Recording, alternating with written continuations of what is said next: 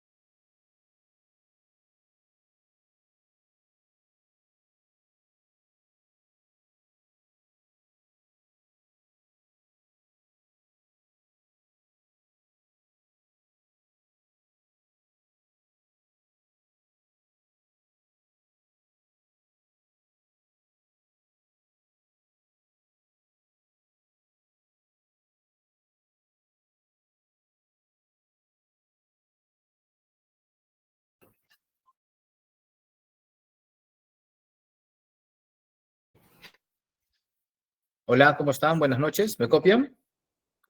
Buenas noches, doctor. ¿Cómo están todos? A ver. Hola. ¿Un buen rato? Más o menos una hora. Ya. Puede, entonces,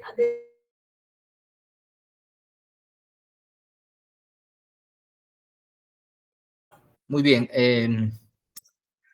A ver, Brian, ¿cómo estás? ¿Te encuentras presente?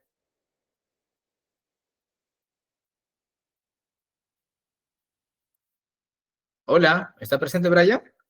Sí, doctor, ¿cómo está? Lo que sucede ahorita estoy hablando con el doctor Barrantes, entonces sí, normal puede iniciar su clase ahorita. Ya, genial. Me pasa la lista, por favor, de asistencia a tus compañeros el día de hoy. ¿Ya? ¿Usted pasa o yo paso? No, yo veo que acá hay 29 alumnos. Bueno, menos yo, 28, ¿no? Tienen que haber 28 asistentes en tu lista. Ya ¿Me lo pasas? le paso la lista mejor a usted porque el doctor Barrantes pide que usted tome la lista. Ah, sí, ya, normal. Ya, entonces voy tomando pues a mitad de camino. Ya, para que, a ver, avisa Ya, que se incluyan más compañeros. ya, doctor, no Ya, se muy bien. preocupe. Ahorita le Entonces, paso WhatsApp. Ya, listo, ya puede ya, muy iniciar bien. cuando, Entonces, en breve, ¿ya podemos iniciar? cuando usted lo vea conveniente. Genial, genial. Entonces ya en breve vamos a empezar la charla. Bueno, hoy les voy a hablar de dos valvulopatías, de las valvulopatías aórticas y de la valvulopatía pulmonar. Me voy a enfocar en la que es más prevalente, más frecuente y que con más frecuencia ustedes como médicos generales van a abordar, que son las valvulopatías aórticas, ¿ok? Entonces, en eso nos vamos a enfocar, en eso nos vamos a concentrar en esta presentación que hoy les voy a brindar a todos ustedes.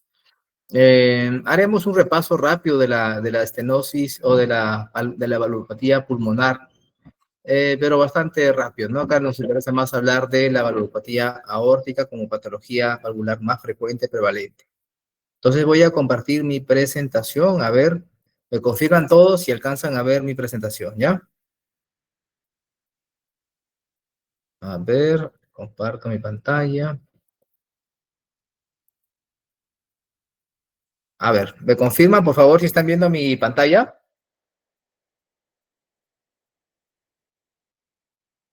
Por favor, chicos, necesito que me confirmen si están viendo mi pantalla en Sí, forma doctor. completa y el audio Confirmo, correcto. doctor.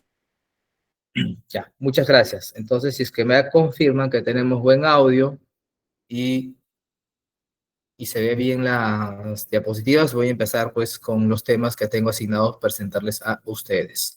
Vamos a hablar hoy de las valvulopatías aórticas y en especial de la estenosis aórtica. Es una patología muy prevalente, en especial en adultos mayores, ¿ok? Entonces, ¿qué es la estenosis aórtica? Que es un tipo de valvulopatía aórtica, ¿no? La estenosis aórtica justamente es el estrechamiento de la válvula aórtica y este estrechamiento de la apertura de la válvula aórtica obviamente va a obstruir el flujo sanguíneo que va desde el ventrículo izquierdo hasta la aorta, ¿no? Que justamente son las estructuras o las cámaras que se conectan a través de esta válvula aórtica. Cuando la válvula aórtica tiene una apertura normal, pues el flujo sanguíneo va a seguir los parámetros de normalidad. Pero cuando esta apertura no es normal, como estamos viendo, quiere decir, cuando el área de abertura de la válvula aórtica es mayor a 1.5 centímetros cuadrados, no va a pasar nada. Pero si esta área de apertura es menor de ese valor, debido a diferentes etiologías, pues va a haber una obstrucción a ese flujo sanguíneo que va del ventrículo izquierdo a la válvula aórtica, ¿correcto?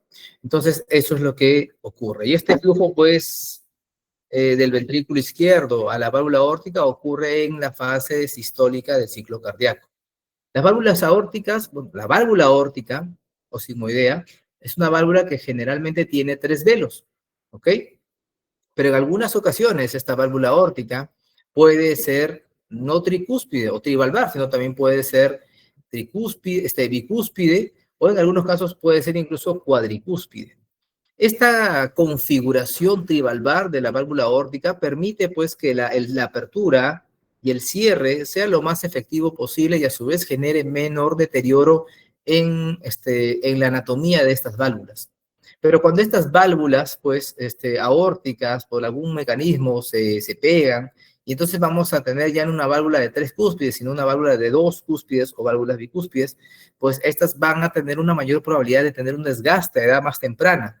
Y los pacientes con válvulas bicúspides entonces empiezan a tener problemas estenóticos o insuficiencia a edades tempranas. La etiología se considera la segunda causa de valvulopatía en Estados Unidos y tiene una prevalencia de un 5% en mayores de 65 años. Esta patología, la estenosis aórtica, se incrementa con la edad, ¿ok? Recordar que esta forma de válvula aórtica, que es la forma bicúspide, que es un tipo de cardiopatía congénita, ojo, ¿no? Es la forma más frecuente, ¿no? En la población general. Recordar esto, es la cardiopatía congénita más frecuente en la población general, la válvula aórtica bicúspide, que es un tipo de cardiopatía congénita. Y la forma, pues, de presentación, pues, es la forma de estenosis, como las válvulas aórticas suelen afectarse o dañarse, ¿no? ¿Cuál es la etiología, la razón por la cual una válvula aórtica que inicialmente tenía una apertura normal empieza a tener este problema de una restricción en su apertura? Pues es la degeneración. El desgaste progresivo de los velos de la válvula aórtica con los años genera un engrosamiento, una esclerosis de los velos, y esto va a llevar pues a que el mecanismo de apertura y cierre de la válvula empiece a fallar, a desgastarse. Y justamente es el mecanismo más común, ¿ok? En países en vías de desarrollo como el nuestro, la enfermedad reumática es la etiología más frecuente de la estenosis aórtica. En países desarrollados suele ser más la forma degenerativa del desgaste propio de la edad. La estenosis aórtica, entonces, puede clasificarse según el nivel donde ocurra esta obstrucción del flujo sanguíneo. La obstrucción del flujo sanguíneo entre el ventrículo izquierdo y la válvula aórtica puede ocurrir a 3 niveles: en la región supravalvular, en la región valvular o en la región infravalvular. En la región supravalvular, pues ya es a nivel ¿no? de los nidos o de la aorta ascendente, ¿no? ¿no? Pero también puede darse a nivel valvular, cuando la misma válvula se daña, se engruesa, se esclerosa, se calcifica, pierde su capacidad de movilización. Como lo vemos acá, miren ustedes estos ejemplos. Pero también la obstrucción del flujo sanguíneo del ventrículo izquierdo a la aorta puede darse acá, en el tracto de salida del ventrículo izquierdo, por un engrosamiento, por una membrana que obstruye el flujo sanguíneo del ventrículo izquierdo a la aorta. ¿Ok? Entonces, la clasificación, como les comentaba, va a depender de la localización. Ejemplo, a nivel supravalvular, por encima de la válvula aórtica. Miren ustedes, acá tenemos un ecocardiograma, acá pueden ver ustedes un ecocardiograma, acá tenemos el ventrículo izquierdo, ¿no? Y la sangre va del ventrículo izquierdo a la aorta, y entre el ventrículo izquierdo y la aorta está justamente la válvula aórtica. Y miren ustedes, cuando el flujo sanguíneo sale por la válvula aórtica es normal, porque miren cómo se abre la válvula. Los velos se abren normales, pero este paciente tiene una turbulencia, ¿no? Del flujo sanguíneo que está incrementada. ¿Por qué está incrementada? Porque a nivel supravalvular, después de que la válvula se abre, hay un estrechamiento, ¿no? De la arteria aorta ascendente, debido a que se desarrollan membranas congénitas justamente discretas que genera un estrechamiento, una hipoplasia, justamente acá, miren, después de los senos de Valsalva se genera este estrechamiento de la aorta. También hay otras condiciones como el síndrome de Williams, en donde pues son pacientes que presentan estenosis aórtica supravalvular asociada pues con una fascie característica propia pues de este síndrome, ¿no? Que puede asociarse además de la estenosis aórtica supravalvular con una hipercalcemia idiopática de la lactancia. Entonces, estos son hallazgos característicos de una condición conocida como síndrome de Williams. Pero también la estenosis aórtica puede ser subvalvular, por debajo de la válvula. Y como les comenté, puede ser la cardiomiopatía hipertrófica o la membrana aórtica subvalvular las que puede generar esta condición. Miren ustedes, este es un paciente con una cardiomiopatía hipertrófica. Miren ustedes el ventrículo izquierdo, o miren ustedes las paredes de los ventrículos, están muy gruesas. Y este engrosamiento de las paredes de los ventrículos genera que el tracto de salida del ventrículo izquierdo se vea estrechado, ¿no? Hay una estrechez y genera acá una turbulencia y una dificultad a este nivel. Pero también pueden haber, debajo de la válvula aórtica, en el tracto de salida, membranas que obstruyen el flujo sanguíneo a ese nivel. Y bueno, la forma más frecuente de estenosis aórtica es la valvular, ¿no? En donde hay una esclerosis a nivel de los velos. Miren ustedes, los velos que eran bonitos, ¿no? Desde la infancia, miren conforme pasan los años cómo estos velos se pueden ir desgastando. Y la forma más frecuente a nivel general o en los países desarrollados es el desgaste degenerativo cálcico que se va a dar con los años en estos pacientes. ¿Ok? Pero también en países en vías de desarrollo, como el nuestro, la fiebre reumática aún sigue siendo un problema importante y una causa importante en este grupo de pacientes. Y también la forma congénita de una válvula bicúspide es una de las causas más frecuentes en personas menores de 50 años. Recuerden ustedes, en mayores de 65 años, las válvulas se pueden desgastar, degenerar, calcificar, ¿no? Y es la forma más común como pues un paciente puede llegar a una estenosis aórtica. Pero pacientes que nacen con una válvula aórtica bicúspide, esta se desgasta rápidamente y puede llevar a una estenosis aórtica a edad temprana, ¿no? Muy bien. Entonces, la estenosis aórtica, justamente, perdón, que va a generar una restricción en el flujo sanguíneo del ventrículo izquierdo a la válvula aórtica, debido a una restricción en la apertura de la válvula, pues puede llevar a cambios. O existe pues una serie de signos y síntomas, cambios hemodinámicos, cambios anatómicos, cambios estructurales en el paciente, ¿no? Entonces, miren ustedes, la estenosis aórtica a este nivel, sea supravalvular, valvular o infravalvular, lo que va a generar es una obstrucción del flujo sanguíneo, ¿no? O del flujo de salida del ventrículo izquierdo a la aorta. ¿Esto qué va a generar? Estos cambios. Aumento de la presión sistólica del ventrículo izquierdo, por supuesto. El ventrículo izquierdo tiene que contraerse con mayor fuerza, mayor carga, mayor desgaste energético. Y por lo tanto, mecanismos compensatorios como la hipertrofia del ventrículo izquierdo aparecerán para poder vencer esta restricción del flujo sanguíneo del ventrículo izquierdo a la aorta. Pero también pues podemos tener otras alteraciones, como un aumento del tiempo de eyección del VI. Claro que sí, como tenemos un determinado volumen de sangre y hay una restricción para la salida de la sangre a través de la válvula o por debajo después, pues el tiempo de eyección tiene que aumentar porque la cantidad de sangre que hay en el VI tiene que ser expulsada de alguna manera, ¿ok?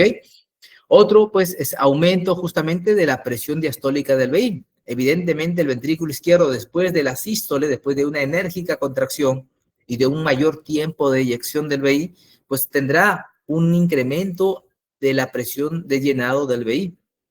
Y esto, evidentemente, pues va a generar una serie de cambios, ¿no? ¿Cuáles son los cambios? Como les expliqué, con el aumento de la presión sistólica del VI, pues nos va a generar una hipertrofia, un engrosamiento de las paredes, preferentemente del ventrículo izquierdo. Y el engrosamiento del ventrículo izquierdo, pues puede generar alteraciones en la función diastólica en primer lugar, pero también a largo plazo puede generar alteraciones en la función sistólica del ventrículo izquierdo, ¿ok? Estos cambios, correcto, como el aumento de las presiones diastólicas del VI y estos cambios que estamos viendo, pues van a generar también una disminución del oxígeno en el miocardio, puede generar una isquemia secundaria y junto con esta disfunción diastólica y sistólica del VI, el ventrículo izquierdo, en este proceso de compensación de esta restricción del flujo sanguíneo del VI a la aorta, puede terminar en una falla del ventrículo izquierdo, generando un deterioro en la función sistólica, progresivamente con caída en la fracción de eyección, incluso con dilatación del VI. Cambios que ya son bastante avanzados en un paciente pues que está pues evolucionando esa enfermedad, ¿no? Y esta etapa inicial en donde pues el ventrículo izquierdo se contrae con tanta fuerza que el flujo sanguíneo pasa por una válvula estenosada, pues en el tiempo con este deterioro de su fuerza de contracción, incluso las gradientes de restricción van a empezar a disminuir y la fracción de eyección va a caer. Los pacientes con estenosis aórtica, como ya les venían comentando, suelen ser enfermedades progresivas, crónicas en el tiempo. En especial en estas estenosis aórticas degenerativas, escleróticas, calcificadas, que son propios de los cambios de la edad del paciente. No, también las válvulas bicúspides también tienen un proceso crónico, progresivo, en donde los velos se van deteriorando. Lo mismo pasa con la fiebre reumática, ¿no? En los tres casos hay un proceso evolutivo de desgaste en los velos, daño en los velos, que progresivamente va a generar una restricción en la apertura de la válvula, llevando a los cambios fisiopatológicos ya explicados. En una primera etapa, los pacientes con estenosis aórtica son asintomáticos. Miren ustedes, se llama periodo de latencia y esta puede variar por muchos años. Miren, puede estar el paciente con su estenosis aórtica que avanza con el tiempo, ¿no? Y en un punto determinado, ya cuando pues hay muchos cambios, la estenosis aórtica se hace severa, crítica, el cuerpo ya no es capaz de generar un mecanismo de compensación, pues evidentemente el paciente empieza a tener sintomatología, como angina, debido pues a que hay un mayor, pues, como les habíamos comentado, un mayor consumo de oxígeno, el ventrículo izquierdo está más grueso, la oferta-demanda de flujo sanguíneo se ve alterada, ¿no? Hay una misma oferta, pero una mayor demanda porque el ventrículo está hipertrofiado. Hay una alteración en la vasculatura, microvasculatura, que genera pues una mayor isquemia. Y esto puede manifestarse en forma de angina. Recuerden que también estos pacientes suelen ser adultos mayores y pueden también asociar enfermedad coronaria, ¿ok? Cuando la enfermedad llega a un punto importante, cuando el paciente ya tiene flujos sanguíneos extremadamente restrictivos, las gradientes y las velocidades de eyección son muy altas, puede llegar a un punto en el cual pues, el flujo sanguíneo ya no es adecuadamente compensado. Y eso puede generar que el flujo sanguíneo baje a tal nivel que lo lleva al paciente a que haga un síncope. Y finalmente la disnea, que es una condición en la cual ya hay el mecanismo de compensación ya empieza a perderse y por lo tanto la disfunción diastólica empieza a incrementarse de manera significativa. El paciente empieza a hacer ya signos de falla cardíaca, ¿no? De disfunción sistólica también, ¿no? Y entonces es importante en un paciente con estenosis aórtica definir si es asintomático o sintomático en la forma de angina, síncope o disnea, que son los tres síntomas cardinales de la estenosis aórtica. ¿Por qué es importante definir la presencia de síntomas, de estos tres síntomas en un paciente con estenosis aórtica? Porque están directamente relacionados con la sobrevida. Paciente asintomático, miren ustedes, la sobrevida casi no varía en el tiempo. Pero aquel paciente que ya empieza a desarrollar síntomas como angina, ¿no? Síncope o falla cardíaca, ¿no? Angina en gris, síncope en verde, falla cardíaca en azul, la sobrevida disminuye. Y miren ustedes, aquel paciente que desarrolla angina, se estima que tiene una esperanza de 5 años. Aquel paciente que empieza a tener síncopes debido a la estenosis aórtica, la sobrevida es 3 años. Y aquel paciente que tiene signos y síntomas de falla cardíaca, la sobrevida es 2 años o menos. Por lo tanto, la presencia de síntomas en un paciente con estenosis aórtica nos anuncia el pronóstico, mal pronóstico del paciente, impactando en reducción de sobrevida. Por lo tanto, debemos de actuar. ¿Ok?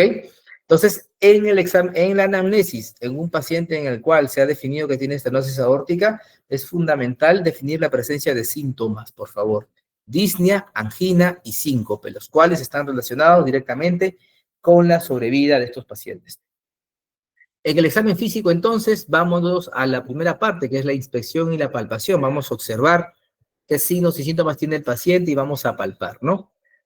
Bueno, en la palpación, los pulsos carotídeos son de baja amplitud y son sostenidos. Carotídeos, ¿no? O también los pulsos radiales, braquiales, lo que palpen. Suelen ser pulsos de baja amplitud y suelen ser sostenidos, conocidos como pulso parvus y tardus. Característico entonces de la estenosis aórtica, el pulso parvus and tardus. Luego también tenemos un latido apical sostenido, ¿debido a qué? A que el tiempo de eyección está incrementado, dado que el ventrículo izquierdo se contrae más tiempo para poder eyectar ese volumen del ventrículo izquierdo, ¿no? En un mayor tiempo, ¿no? Luego viene pues el tema de que el paciente tiene una hipertrofia del ventrículo izquierdo, y esa hipertrofia del ventrículo izquierdo pues que tiene el paciente suele ser una hipertrofia concéntrica. Esa hipertrofia concéntrica va a generar que el impulso apical se desplace a la izquierda, ¿ok? Entonces, estos son los datos importantes a la inspección y a la palpación. Y una vez que nos vamos a la auscultación, vamos a ver una serie de hallazgos, ¿no? Bueno, el primer ruido es normal, el segundo ruido no está desdoblado, ¿no? Acá se dice porque el cierre de la válvula aórtica se retrasa y se fusiona con el componente pulmonar del segundo ruido. Podemos ver un clic de eyección que ocurre poco después del primer ruido en pacientes con estenosis de válvula aórtica bicúspide congénita cuando estas válvulas son rígidas, ¿no? Y el soplo sistólico de la estenosis aórtica es típico, característico, y aquí lo están escuchando. ¿Alcanzan a escuchar el soplo sistólico que les estoy presentando en esta diapositiva? ¿Me confirman, por favor? De repente solo yo lo estoy escuchando. ¿Lo copian? No, doctor. Hola. No se escucha, doctor. No se escucha. A veces pasa eso, de que uno nomás lo escucha, pero no pasa, ¿no? Entonces, ¿qué es lo que está pasando acá? El soplo sistólico que tenemos, el soplo de estenosis aórtica suele ser un soplo sistólico, ¿no? Que refleja justamente esa turbulencia del flujo sanguíneo que pasa a través de esta válvula estenosada o de la obstrucción que tenga tanto en la parte supra o infravalvular. Este soplo de estenosis aórtica suele ser un soplo de estas características, que se encuentra entre la sístole, pero entre el S1 y el S2. O sea, es un soplo que está en la fase sistólica. Y es un soplo característicamente romboidal. Lo vamos a escuchar en el foco órtico y el foco órtico accesorio. Es un soplo, pues, que crece y decrece.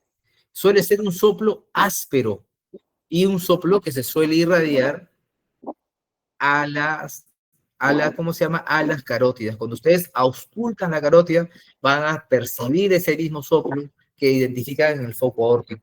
Un soplo sistólico, áspero, clásico de la estenosis aórtica, ¿no? Que se irradia a cuello. Muy bien. Cuando ustedes aprendan electrocardiograma, también va a ser importante. ¿Por qué? Porque esto nos orienta. ¿Qué es el dato fundamental de la estenosis aórtica? ¿Cuál es el cambio morfológico que ocurre en la estenosis aórtica? Esto, la hipertrofia del ventrículo izquierdo y en algunos casos también el crecimiento de la aurícula izquierda. Los cambios se dan a nivel de cavidades izquierdas. Por lo tanto, en el electrocardiograma, eso es lo que predominantemente voy a encontrar. Signos de crecimiento de la aurícula izquierda, ¿correcto? Signos de crecimiento del ventrículo izquierdo, ¿no? Con heces profundas en B1, R alta, B5, B6, signos de sobrecarga sistólica del ventrículo izquierdo, producto de la estenosis aórtica, ¿no? En la radiografía de tórax, pues lo que vamos a encontrar es la presencia, pues, de esto, ¿no? De una silueta cardíaca incrementada de tamaño a predominio del ventrículo izquierdo. En algunas ocasiones podemos encontrar signos de congestión pulmonar, en otras no. El ecocardiograma es la prueba fundamental. Si bien a la ocultación oriento mi diagnóstico, el electrocardiograma, la radiografía de tórax, el examen físico me va a orientar y me va a dar una idea de cómo pues debo nosotros, qué es lo que puedo yo encontrar en la evaluación. El ecocardiograma es la prueba clave que me va a ayudar justamente a definir qué está pasando en el paciente. Miren, este es un ecocardiograma en la parte alta, normal. Miren ustedes, esto es un eje largo.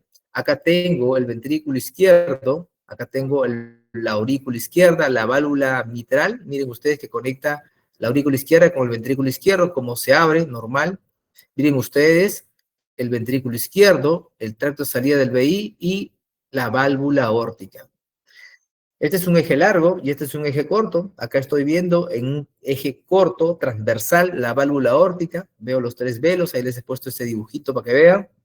Y cómo pues la estenosis aórtica va a generar esos cambios. Miren acá, en este eje largo. ¿Qué estamos viendo? La válvula, bueno, acá tengo la aurícula izquierda, el ventrículo izquierdo, tengo la válvula mitral que se abre bien, pero esta válvula aórtica la veo con dificultad, no se abre tan fácilmente y tan claramente como esta, ¿no? Y veo pues que también la aorta está grande en comparación a la aurícula izquierda, ¿ok? En este eje corto, bueno, en este eje largo, miren ustedes, ya se dan cuenta, aurícula izquierda, válvula mitral, ventrículo izquierdo. Por aquí debe salir el tracto de salida del VI, está ahí, pero miren ustedes, acá debería abrirse la válvula aórtica y miren lo que tienen acá. Tienen un puñado de calcio y prácticamente no se abre la válvula. Cuando le hacemos un eco 3D, miren ustedes cómo se abre esta válvula. Una cosita chiquitita es la apertura, ¿ok? Acá también les muestro en esta flechita cómo pues la válvula aórtica se abre de manera mínima. Miren esa apertura. Entonces vemos con el ecocardiograma restricciones en la apertura de las válvulas. Pero también nos guiamos en el Doppler. El ecodoppler nos permite ver pues el flujo sanguíneo, ¿no? De dónde a dónde se desplaza y qué dificultades o limitaciones tiene en su avance. Y esta turbulencia que veo es porque la sangre que pasa del ventrículo izquierdo a la aorta encuentra un obstáculo, ¿no? Una restricción, que es justamente la válvula que está estenosada. Acá nosotros con ecocardiografía hacemos el Doppler, ¿no? Hacemos el Doppler pulsado, continuo, cuantificamos la velocidad y con la velocidad del flujo sanguíneo a través de la válvula aórtica podemos determinar las gradientes máximas, medias, y a través de ecuaciones poder determinar el área de la válvula aórtica y de esa manera, pues, definir el nivel de estenosis aórtica que está presentando el paciente, ¿no? La cual puede ser normal, si es que el área de la válvula, pues, está por encima de 1.5, está en 3, 4, ¿no? ¿No? Pero también, pues, puede ser una estenosis leve cuando esta área, ¿correcto? Está entre 1.5 a 2, puede ser moderada cuando está entre 1 y 1.5, y severa, ¿no? Cuando se encuentra menor de 1. Entonces, un área valvular aórtica menor a 1, acompañado de una velocidad máxima mayor a 4 y una gradiente media mayor de 40, que lo calculamos por ecocardiografía, nos habla de que estamos frente a una estenosis aórtica severa. ¿Ok? Y junto con ello, la presencia de sintomatología, como le comenté, de disnea, angina, síncope, en un paciente con estenosis aórtica moderada o severa, pues nosotros tenemos que actuar. Recuerden que la sintomatología es fundamental en la estenosis aórtica.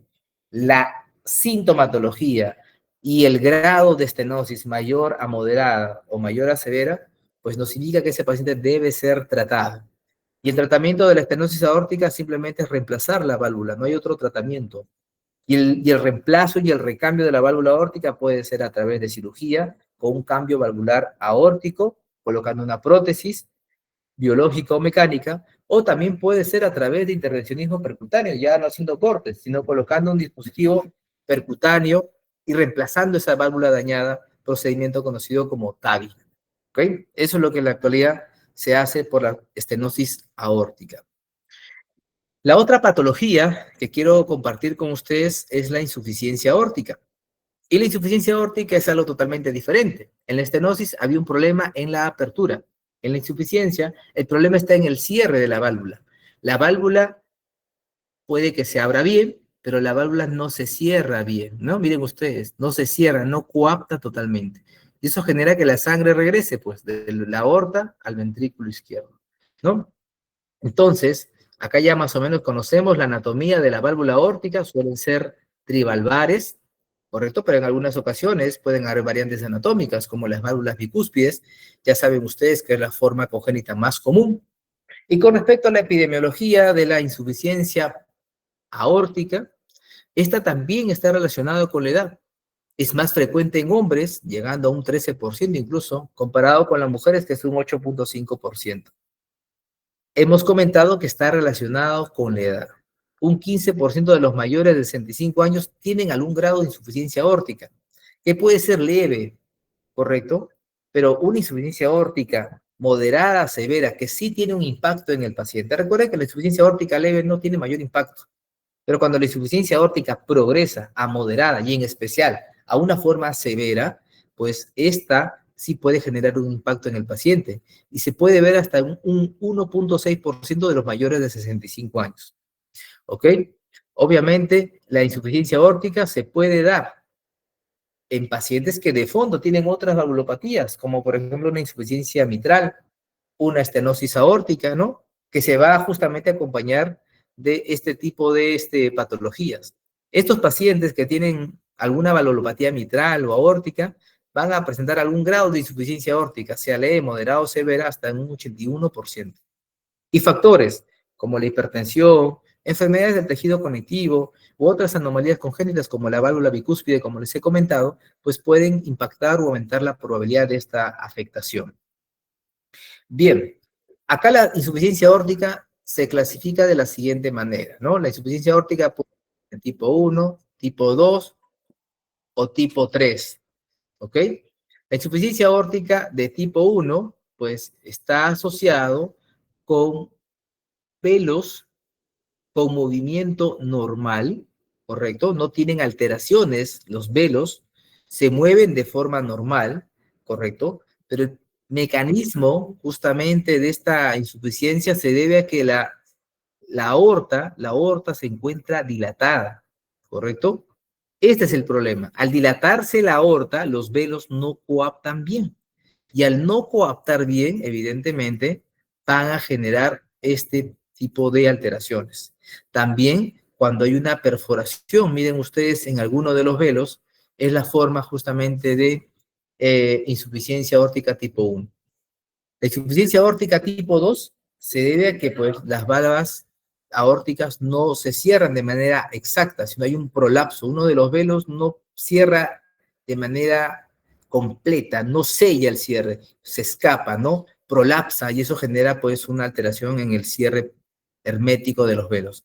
Y finalmente el tipo 3, que es una restricción valvular. La válvula pues está dañada, está calcificada, esclerosada. Común pues de los pacientes con estenosis aórtica esclerótica calcificada, este es el tipo pues 3 que se va a asociar a insuficiencia aórtica en estos pacientes, ¿ok? Muy bien, causas de insuficiencia aórtica, aquí sí va a depender de qué tipo de insuficiencia aórtica. Bueno, ya hemos hablado de que hay 3 tipos o 3 mecanismos por los cuales un paciente puede hacer insuficiencia aórtica, pero también hay escenarios clínicos. La insuficiencia aórtica sí puede tener una presentación aguda. El paciente no tenía ningún tipo de insuficiencia aórtica y de manera intermitente, intempestiva, empieza a desarrollar una falla en el cierre de los velos de manera significativa, severa, abruptamente, de forma aguda. Y esto se da en escenarios como la disección de la aorta ascendente, que genera este problema, o una endocarditis infecciosa que daña justamente el tejido. Generalmente está asociado a las tipo 1. Una disección dilata la aorta ascendente, ¿correcto? Y genera una falla en el cierre de los velos. O la endocarditis puede generar, por infección, perforación de los velos y genera una insuficiencia severa. La otra forma es la insuficiencia aórtica crónica en adultos, que se va desarrollando progresivamente, de su forma leve, forma progresiva a la forma severa. Bueno, en este caso se asocia a degeneración de la válvula aórtica, ¿correcto? Pero también puede ser otras condiciones como una endocarditis, una degeneración mixomatosa, una fiebre reumática, otros mecanismos hasta traumáticos que pueden llevar a una insuficiencia aórtica crónica, ¿no? Y en niños, la insuficiencia aórtica crónica no es tan frecuente, pero pues puede deberse a patologías congénitas como pues una comunicación interventricular con prolapso de la válvula aórtica o una válvula aórtica bicúspide, ¿no? Pero hay otros escenarios como el síndrome de Marfan o síndrome de Ehlers-Danlos, en donde pues hay una alteración del tejido conectivo acá. Y en este caso pueden desarrollar estos pacientes insuficiencia aórtica secundaria justamente a una degeneración mixomatosa de la válvula, ¿no? Que tienen estos pacientes. La insuficiencia aórtica también tiene su propio mecanismo. Recuerden ustedes, aquí el problema no es una restricción en la salida del flujo sanguíneo. El problema es de que el flujo sanguíneo sale, podría ser hasta normal en algunos casos, hacia la aorta, pero gran parte de ese flujo sanguíneo nuevamente regresa al ventrículo izquierdo, manteniéndolo pues sobrecargado en su volumen y generando cambios que a continuación vamos a describir. Entonces, la insuficiencia aórtica como principal problema es la sobrecarga volumétrica, pues, debido a esta situación. Esta sobrecarga volumétrica, pues, va a generar cambios compensatorios. Uno de ellos es la hipertrofia del ventrículo izquierdo y dilatación. En realidad, hacen una hipertrofia excéntrica a los pacientes con insuficiencia aórtica. Esta hipertrofia excéntrica, ¿no?, que tienen los pacientes también, pues, en la insuficiencia aórtica vamos a tener un volumen de eyección sistólico incrementado. ¿Por qué?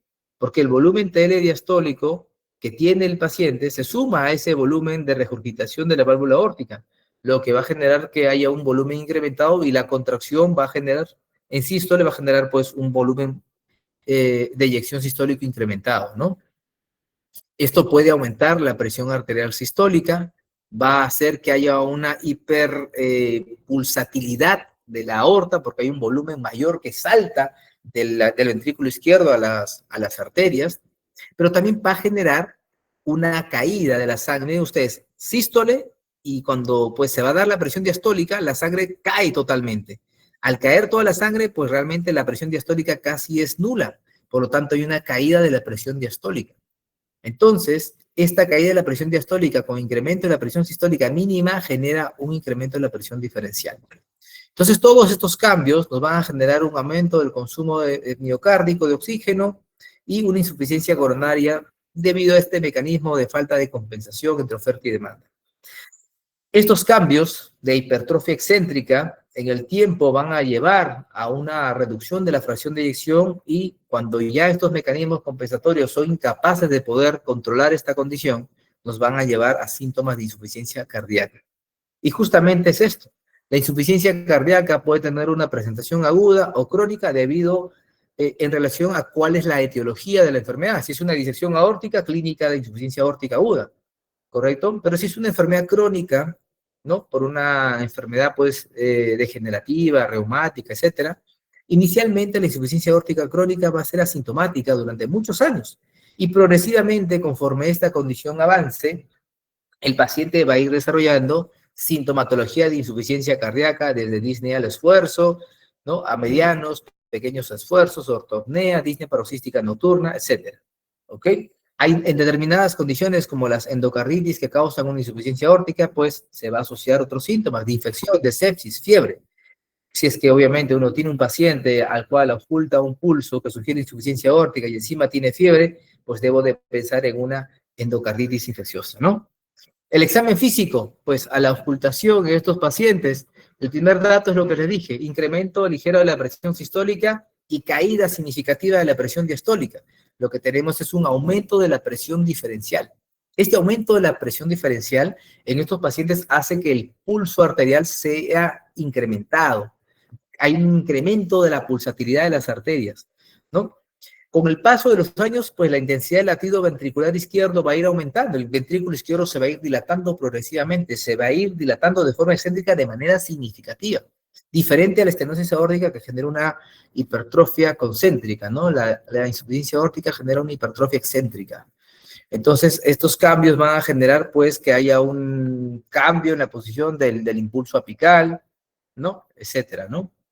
Y bueno, a la inspección, ¿qué es lo que empezamos a ver? Pues claramente unos signos clásicos como el signo de Muset, que es el movimiento oscilatorio de la cabeza.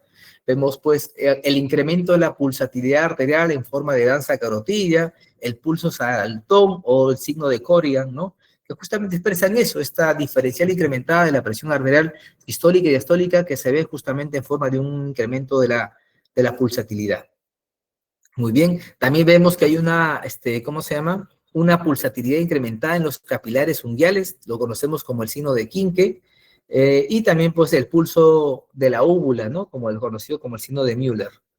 Acá pues algunos ejemplos, ¿no? De lo que uno podría pues identificar en pacientes. Acá tenemos el signo de Muset o el signo de Corrigan, ¿no? No sé si se mueve la imagen. A ver, acá está. Miren ustedes, un ejemplo que vi en internet.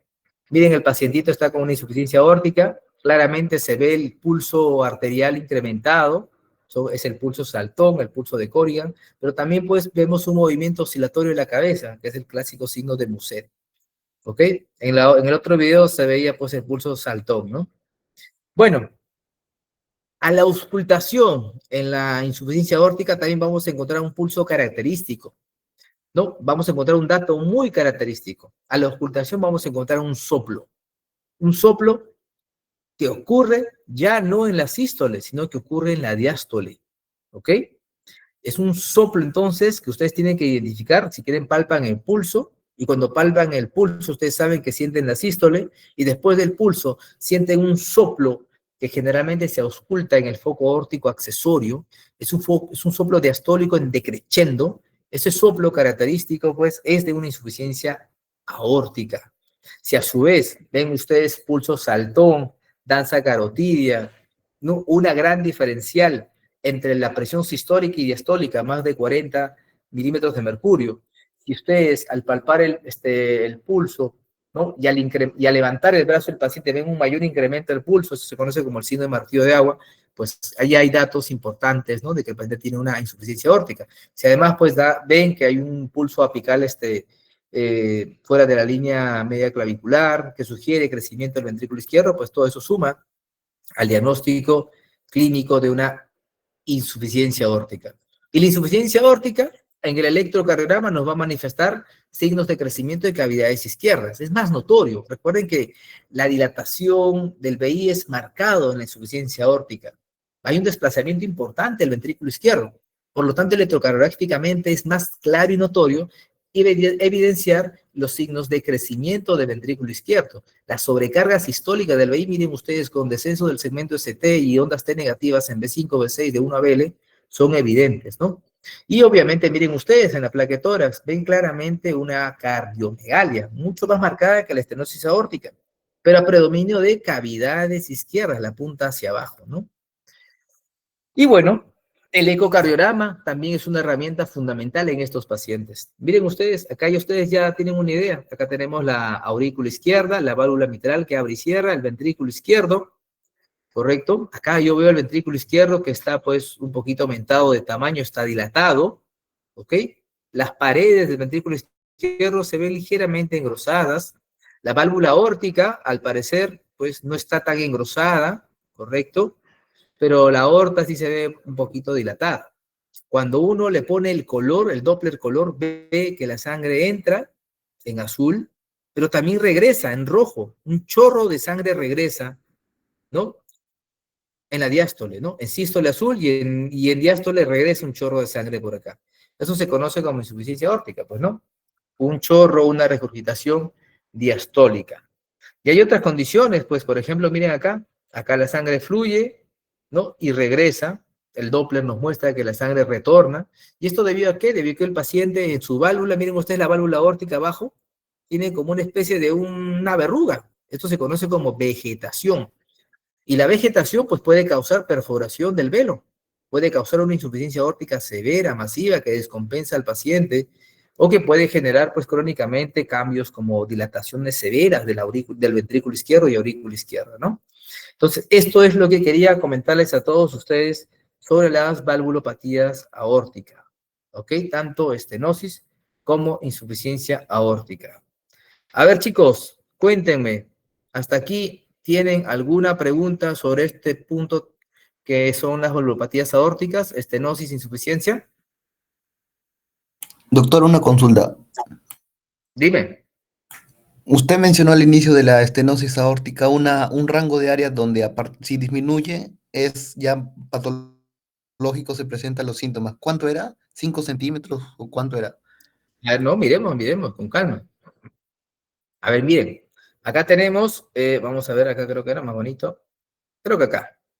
Miren ustedes, el área de la válvula aórtica en sístole se abre más o menos entre 2 a 4 centímetros, entre 3 a 5 incluso. Es normal eso, ¿ok?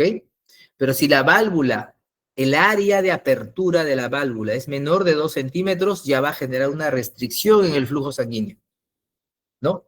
De la sangre que va del ventrículo izquierdo a la aorta. Esta restricción genera un incremento de la turbulencia. Es como que una manguera la empiezas a aplastar, sientes más turbulencia, ¿no? Eso mismo ocurre acá.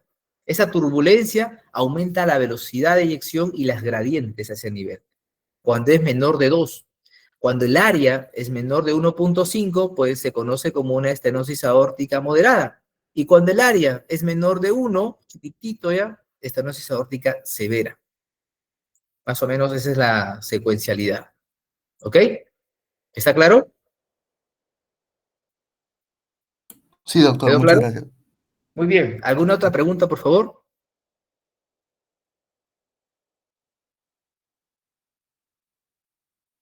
¿Alguna otra pregunta, chicos? ¿O todo está claro? Todo está claro, ¿no? Bien. Entonces, vamos a pasar pues a la siguiente ponencia. Vamos a hablar un poquito de la estenosis valvular pulmonar. La válvula pulmonar, ustedes saben que está pues en las cavidades derechas, conecta el ventrículo derecho con la arteria pulmonar. Realmente son muy poco frecuentes, ¿no? Comparado con las valvulopatías aórticas, que son patologías que sí o sí van a ver. Ustedes van a encontrar pacientes con estenosis aórtica, insuficiencia aórtica. Como valvulopatía pulmonar, no lo van a ver realmente con tanta frecuencia. Puede que sí lo vean en el hospital cuando hagan su internado o la residencia, ¿no? Pero de ahí es menos prevalente, pues, ¿no? ¿Ok? Dentro de las cardiopatías congénitas, que no son tan frecuentes, pongámosle 1%, pues ellas representan el 8 a 10% de ese grupo pequeño. ¿Ok? A veces son familiares, en especial cuando se transmiten genéticamente, como las válvulas displásicas, y bueno, entre hermanos la condición de transmitir la enfermedad puede llegar hasta un 3%, ¿no? Bueno, entonces la estenosis aórtica, la estenosis pulmonar tiene la misma lógica. ¿Cuál es el problema en una estenosis? Pues una restricción en el flujo sanguíneo de una cámara a otra. En la estenosis pulmonar, el problema está entre la válvula, bueno, entre el ventrículo derecho y la arteria pulmonar. Muy bien, entonces de eso se trata, pues, ¿no? Hay una obstrucción del flujo desde el ventrículo derecho hasta la arteria pulmonar. Y también lo mismo, esto puede presentarse por debajo de la válvula subinfundibular, a nivel del infundíbulo que está a este nivel, a nivel de la válvula o por encima de la válvula. ¿Ok? Entonces hay varias formas de presentación, miren ustedes, esta es la forma normal de la válvula. Nosotros tenemos la válvula tricúspide que pasa al ventrículo derecho. ¿Ok? Acá tenemos nosotros el ventrículo derecho, luego se conecta, este es el tracto de salida del ventrículo derecho, ¿correcto? Acá tenemos nosotros el infundíbulo, ¿no? Que está entre el tracto de salida y la válvula tricúspide, ¿no? Y bueno, luego viene la válvula como tal. Entonces, las alteraciones de la estenosis pueden darse en las mismas válvulas, puede darse debajo de la válvula o incluso por debajo de la válvula, ¿no? Como la región subinfundibular. O también puede darse por encima de la válvula, como las membranas supravalvulares, ¿no? Bueno, las causas por las cuales puede haber una estenosis pulmonar puede ser porque sea una condición congénita, por una válvula unicúspide, bicúspide de la válvula pulmonar, también porque pueden haber displasias, mixomas, ejemplo el síndrome de Noonan, pero también condiciones adquiridas como la enfermedad reumática, endocarditis, tumores, etcétera, ¿no? Una de las cardiopatías congénitas que se asocia mucho con esta condición justamente está asociada justamente a esta estenosis pulmonar. Pero en la tetralogía de Fallot, que ustedes ya seguro lo habrán escuchado en algún momento, es una cardiopatía congénita cianótica, ¿no? En la cual pues hay una serie de alteraciones, y una de las alteraciones es esto, justamente, que hay una estenosis, ¿no? De la pulmonar, pero de tipo subinfundibular, como lo vamos a ver acá. Entonces, esta condición, pues, en donde hay una restricción en el flujo sanguíneo del ventrículo derecho a la arteria pulmonar, pues va a generar ya problemas no en el ventrículo izquierdo, sino en el ventrículo derecho. Va a generar un aumento en la presión sistólica del ventrículo derecho. Este ventrículo derecho va a generar una hipertrofia, un engrosamiento de sus paredes de forma compensatoria. Pero el ventrículo derecho, recuerden, es una cavidad que no tiene paredes muy gruesas, tiene paredes muy delgadas a comparación del ventrículo izquierdo. El ventrículo izquierdo sí, cuando tiene que hacer una compensación sistólica, engruesa sus paredes. El ventrículo derecho no tanto así, porque al tener paredes muy delgadas, una sobrecarga de en sístole genera con mayor facilidad una dilatación de esta cámara, ¿no? Asociado a un grado de engrosamiento de forma crónica, pero hay una dilatación de estas cámaras, y no solamente del ventrículo derecho, sino también de la aurícula derecha, ¿ok? Este engrosamiento de las paredes, ¿no? Y del crecimiento de cavidades se va a asociar obviamente a una falla derecha y también a condiciones eléctricas como arritmias cardíacas de esa zona. Muy bien. Las estenosis pulmonares realmente, pues cuando son leves no las percibimos, pero ya cuando son moderadas o severas pueden dar signos de falla cardíaca derecha, ¿no? Como pues edema de miembros inferiores, hepatomegalia, ictericia, edemas, ¿no? Como hemos comentado, ingurgitación yugular, arritmias auriculares, especialmente un flúter o fibrilación auricular, es lo que solemos encontrar, ¿no? Muy bien, lo que les comentaba, los pacientes con estenosis aórtica pueden tener ingurgitación yugular, la onda A puede ser prominente, ¿ok? El segundo ruido va a estar desdoblado, y en la estenosis pulmonar, como en la estenosis aórtica, suelen ser soplos sistólicos, igual romboidales, ¿no? En estos casos, pues, no se irradian al cuello, dato importante, ¿no? Y lo vamos a escuchar mejor en el foco pulmonar. En el electrocardiograma, en la estenosis pulmonar, lo que vamos a evidenciar son signos de crecimiento de cavidades derecha. El eje se va a ir a la derecha, la aurícula derecha va a estar crecida con una onda P picuda en D2, una onda P predominantemente positiva en B1 y signos de hipertrofia y crecimiento del ventrículo derecho. En la radiografía de tórax, lo que vamos a tener es esto, crecimiento de cavidades derechas. Y en algunas ocasiones puede haber dilatación postestenótica en pacientes con estenosis pulmonar. La arteria pulmonar se podría dilatar, ¿no? El ecocardiograma, pues, evidentemente también nos permite evaluar el diagnóstico y también la gravedad, que puede ser una estenosis leve o una estenosis grave, guiada, evidentemente, con parámetros ecográficos, ¿no? Vemos cómo la válvula no se abre bien, su apertura está restringida y eso genera pues un incremento de velocidades a ese nivel. Pero también en la válvula pulmonar puede haber lo contrario, como en la aórtica. El cierre no es completo, el cierre es incompleto, por lo tanto la sangre en diástole puede regresar. Esta es otra condición, la insuficiencia pulmonar, ¿ok? Es otra condición, otra patología que puede estar asociada, ojo, a la estenosis pulmonar. Pero bueno, la insuficiencia pulmonar, análogo a la insuficiencia aórtica, es una incompetencia de la válvula pulmonar, en donde el flujo sanguíneo va pues a retornar al ventrículo derecho. Esto va a generar que el ventrículo derecho se dilate, puede ser secundaria a una hipertensión pulmonar, pero también puede ser secundaria a pacientes posoperados de cardiopatía congénita. Eso pasa en pacientes con tetralogía de Fallot, pacientes con endocarditis infecciosa que daña justamente la válvula pulmonar, o en países en vías de desarrollo, la fiebre reumática es un mecanismo para este tipo de condición. En la insuficiencia pulmonar, pues el hallazgo es totalmente diferente. El soplo que vamos a escuchar es un soplo protodiastólico, decreciente, creciente, de tono alto. El primer ruido, pues, es normal. El segundo ruido va a estar desdoblado, puede ser único debido a la hipertensión pulmonar. El soplo en la insuficiencia pulmonar puede ser secundaria justamente a la hipertensión pulmonar que puede asociarse en algunos pacientes, ¿no? Y bueno, eso es con respecto, pues, a la insuficiencia pulmonar. La insuficiencia pulmonar, la estenosis pulmonar, las valvulopatías pulmonares no son tan frecuentes como les he dicho. Dentro de ellos, la estenosis pulmonar podría ser la más frecuente, asociada justamente, como les he comentado, a cardiopatías congénitas, como la tetralogía de Fallot, o también otras cuestiones degenerativas, infecciosas como una endocarditis, en donde la clínica, bueno, se debe justamente a la sobrecarga de presión sobre el ventrículo derecho. La insuficiencia pulmonar es menos prevalente, se asocia a condiciones específicas o secundaria a hipertensión pulmonar debido a una falla izquierda o a condiciones específicas como endocarditis infecciosa o postoperados de corrección de una tetralogía de Fallot. ¿Ok? Esto es lo que les quería comentar a todos ustedes en relación a las valvulopatías pulmonares, que felizmente no son tan prevalentes, ¿no?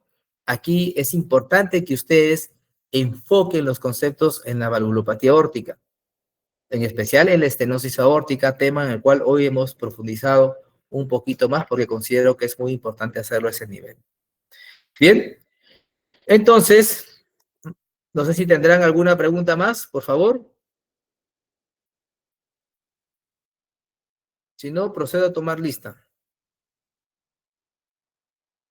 Todo claro, doctor. ¿Todo claro? Ya, entonces voy a pasar lista de chicos para que ya terminemos esta sesión. ¿No tiene ninguna pregunta sobre valvulopatía aórtica, pulmonar? Si está todo claro, entonces ya nos prepararemos para el examen. Lo otro, ya están alistándose para el curso de la próxima semana, ¿no? ¿Van a asistir al congreso o no? ¿Ya el delegado les ha hecho llegar las invitaciones? Sí, doctor. Sí, ya se le pasó hace tiempo, unas semanas. ¿Se han Aquí inscrito o está. no? Claro, ahí está mi compañero Darlene, dice que va a ir, doctor. Por favor, tienen que aprovechar al máximo este curso. Hay un curso de EKG avanzado y el curso de 3 días que vamos a tener pues una programación espectacular. Espero pues puedan aprovecharlo al máximo, ¿no? ¿Ok? Nada, no encuentro. Entonces acá voy a buscarte.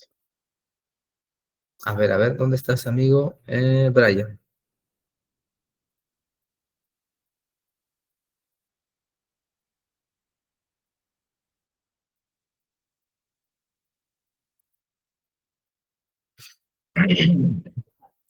Me enviaste la lista de la sede de Almenara, ¿no? A Sí, ver, doctor. acá lo tengo.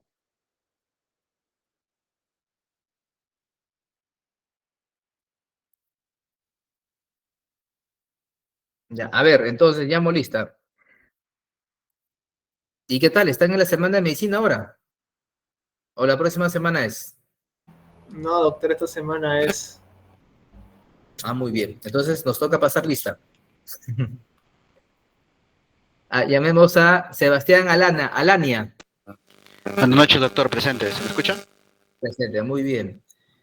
Alanya, Rubí, Presente, doctor. muy bien. Irving Alvarado, Presente, doctor. Buenas noches. Teobaldo Alviar, Presente, doctor. Buenas noches. Eddie Aquino. ¿Está Eddie? Muy bien. Jan Arenales, Presente, doctor. Buenas noches. Naisha Asensio Trujillo. ¿Está Naisha? Daniel Benítez. Buenas noches, doctor, presente. Ok. Sergio Cáceres. Buenas noches, doctor, presente. Muy bien. ¿Está Valentina Camac? Buenas noches, doctor. Presente. Alessandra Camacuari. Presente, doctor. Buenas noches. Jonathan Carguaz. Ok. Presente, doctor. Buenas noches. Muy bien. Andrea Carrasco. No está Andrea. César Arpi. Sí, Eduardo. doctor. Milena Chávez. Presente, doctor. Buenas noches. Rodrigo Chirinos. Presente, doctor. Buenas noches. Eric Contreras. Presente, doctor. Buenas noches. Héctor Córdoba. Presente, doctor, buenas noches. Marcelo Corrales. Ya, presente. Rodrigo Tusicanqui. ¿Está Rodrigo? Cuya. Taylor. ¿Está Cuya? De la Cruz. Camila de la Cruz. Buenas noches, doctor. Presente. Ok. Está Darley. Buenas noches, doctor, presente. Javier Esquivel. Buenas noches, doctor, presente. Bruno Fierro. ¿Está Bruno? Rafael Hurtado. Presente, doctor, buenas noches. Martín Yogya. Presente, doctor, buenas noches. Brian Loaiza. Presente, doctor. Bien. Stephanie. Buenas noches, Nerma. presente. Fran Pase, ¿no? ¿Está Fran? Andrea Milano dice acá. Ah, no está. Ya, Pérez, Karen. Presente, doctor. Buenas noches. Buenas noches. Junior, Presente, doctor. Buenas noches. Alison Puelles, Presente, doctor. Buenas noches. Rodas, Presente, doctor. Buenas noches. Rodríguez,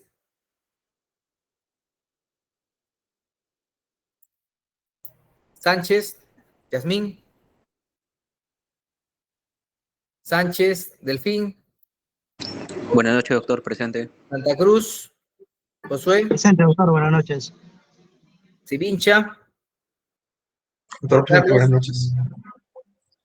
Solano, Carlos, Presente, doctor. Buenas noches. Piero Solís, Presente, maestro, buenas noches. Nicole Somoza, Tolentino, Presente, doctor. Buenas noches.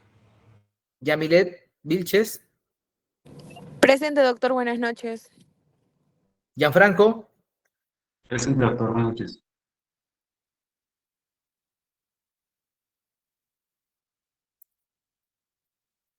Lucía Yurbilca. Presente, doctor. Buenas noches. Listo. Ya Doctor, pasamos la disculpe. lista.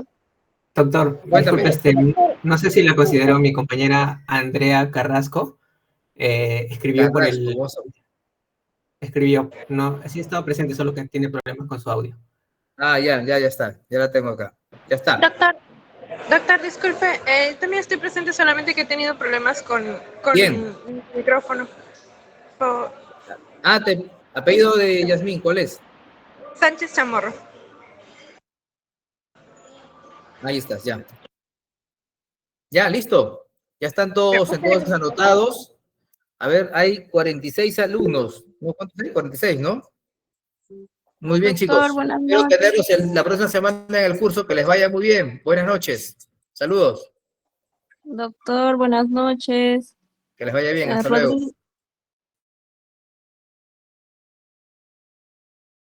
Chicos, por favor, voten la encuesta del examen. No se olviden en el grupo comunicados. Gracias. Pogo.